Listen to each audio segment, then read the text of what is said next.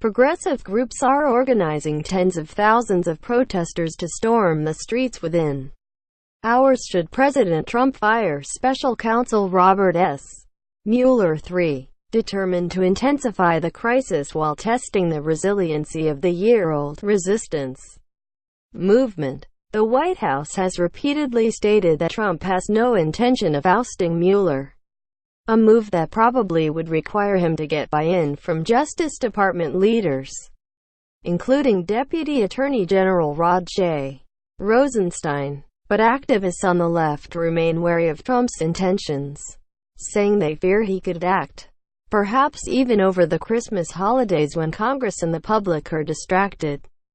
Vowing not to be surprised, more than 24 progressive organizations have spent the past several weeks lining up what they vow would be an immediate response that would be hard to ignore, using an online portal that links the various groups and their contact lists.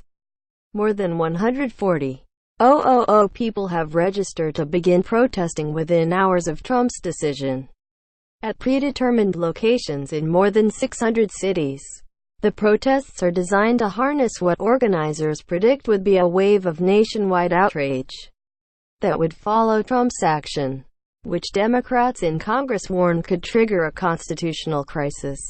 It's pretty rare that people would commit to mobilize around something that we don't even know will happen, so it shows the energy and passion out there, said Lisa Gilbert, Vice President of Legislative Affairs for Public Citizen, a Washington-based environmental and government reform organization. The reaction will be swift. The threats of mass protests appear also to have brought support within the Democratic Party. Last week, former Attorney General Eric H. Holder Jr. wrote on Twitter that Mueller's ouster would be an absolute red line. The American people must be seen and heard. They will ultimately be determinative, wrote Holder, who served as Attorney General from 2009 until 2015 under President Barack Obama.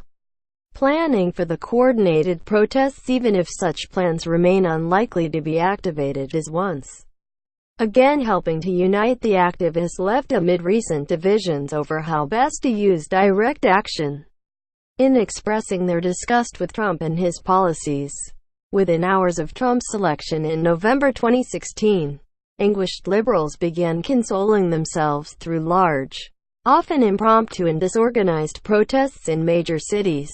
In January, that activism further gelled when several million people marked Trump's inauguration by participating in the Women's March, either in Washington or at one of more than 600 satellite demonstrations nationwide.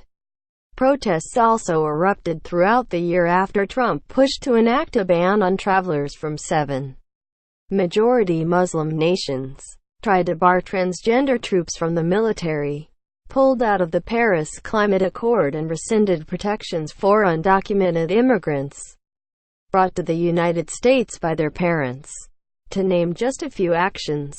But for months, activists have struggled to agree on whether such demonstrations are effective when compared with other forms of action, such as making calls to Congress or working to elect like-minded candidates. David Sievers, campaign director for MoveOn.org, one of the groups helping to organize the potential demonstrations, said the firing of Mueller would far outweigh concerns that demonstrations could distract from progressives' electoral mission. This is different than disagreeing with policy. It's threatening the idea there are checks on presidential power, Sievers said. The role of these protests is to show from Grand Forks, North Dakota, to Houston, Texas, and everywhere in between. People are going to demand an immediate reaction from Congress. After people sign up through the Trump is Note Above the Law.org website, they are given the location of the protest in their city. If Trump fires Mueller before 2 p.m., the demonstrations would begin at 5 p.m. that day. They would begin at noon the following day if Trump were to act after 2 p.m. Organizers in New York already have stockpiled bullhorns in apartments near Times Square, the would-be location of the New York City demonstration. the Los Angeles Times reported. But some scholars who have been closely watching the anti-Trump protest movement remain skeptical that the firing of Mueller would trigger mass protests. Rachel L. Einwohner, a professor of sociology at Purdue University, said activists and the broader public may already have outrage fatigue. The potential firing of Mueller would be outrageous, but we have already seen so many outrageous things, she said. I don't know this one would create any more resistance and outcry than what we've already seen. Todd Gitlin, a professor of journalism and sociology at Columbia University who has closely followed protest movements since the 1960s, said predicting public reaction to the firing of Mueller is difficult because historical parallels really don't work. Although tens of thousands of protesters hit the streets within hours after President Richard M. Nixon announced the bombing of Cambodia in 1969, the protest movement was largely deflated by the time he fired Watergate Special Prosecutor Archibald Cox in 1973. Gitlin noted, the effectiveness of electronic organizing for mass protests versus person-to-person mobilization on college campuses, as was the case in the 1960s, is also still largely unknown. He added, but should Trump act, Gitlin said it would clearly represent a high noon moment for progressives. Even if Mueller remains, Gitlin and Einwohner said the activist movement will confront major questions for the remainder of the Trump presidency about how it should use demonstrations. The key to a successful demonstration, they say, is making sure that it is sustained, remains newsworthy and continues to draw new participants. Mass demonstrations are useful when they are bigger than expected, and that is what happened in January, Gitlin said. Now if you try to organize big marches in 2018, you are asking for journalists to shoot you down by saying, oh, you only have half the numbers. That test could come next month, when the Women's March and other groups are planning protests to mark the first anniversary of Trump's inauguration. Women's March organizers have decided to hold their main Power to the Polls event in Las Vegas on Jan. 21, a nod to Nevada's importance in the midterm elections. Dean Heller, Nev, is widely viewed as one of the most vulnerable Republican senators up for re-election next year.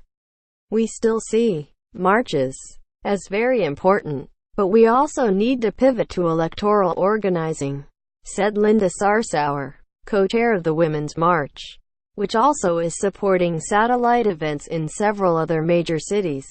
Other activists hope to keep the focus on Washington.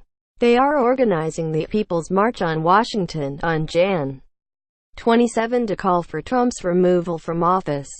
Lawrence Nathaniel, a 24-year-old lead organizer, said he hopes to pull off the event without the support of other organizations, even though he estimates the event on the mall will cost $50.